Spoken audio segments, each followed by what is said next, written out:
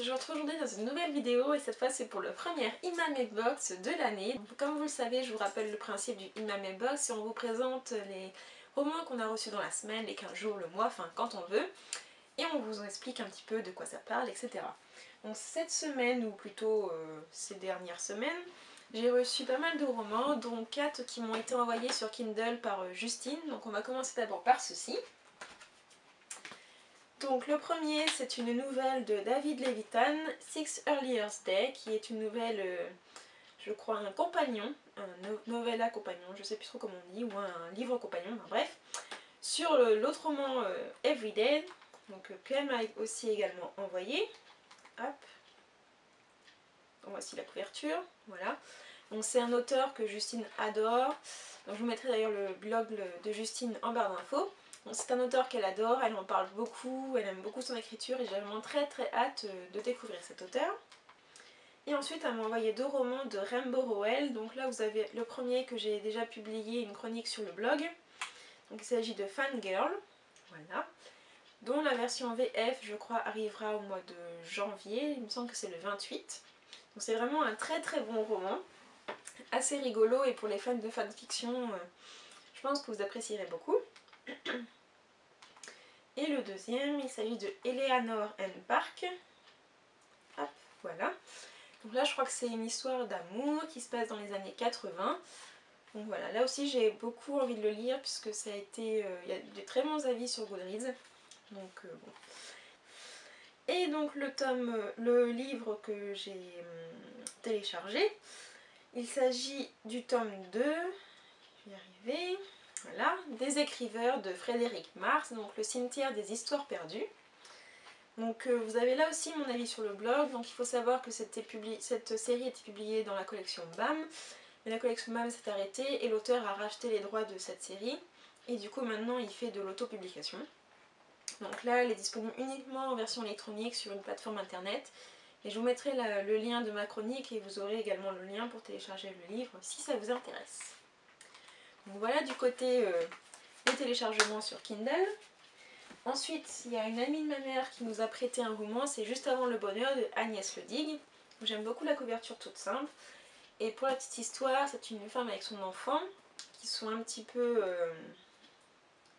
Attendez. Oui, qui ont un petit peu des difficultés financières dans leur vie, etc. Et un jour, il y a un homme qui leur propose de partir en vacances en Bretagne dans sa maison. Donc je pense que ça va être toute une histoire autour de peut-être leur futur couple et puis avec son enfant. Et voilà, ma mère a beaucoup aimé et je pense que c'est un bon petit contemporain assez simple mais plutôt sympa. Ensuite c'est un roman que je vous ai déjà présenté dans ma vidéo des cadeaux de Noël, mais si vous ne l'avez pas vu je vous le représente ici. Donc il s'agit de Loin de tout de J.A. Redmerski, donc c'est un new adulte qui est paru en fin 2013, que j'avais déjà repéré en VO, c'était The Edge of Never. Et quand j'ai appris qu'il sortait en français j'étais super contente, donc c'est un new adulte. C'est la nouvelle tendance de cette année. Vous allez en avoir beaucoup, je pense, qui vont paraître dans les mois à venir. Je suis totalement fan de la couverture, elle est super jolie. Et j'ai vraiment très hâte de le lire. Il y a déjà quelques avis quelques retours qui ont été faits, assez positifs. Et voilà, j'ai vraiment très hâte. Je pense qu'il va être programmé dans les prochaines semaines.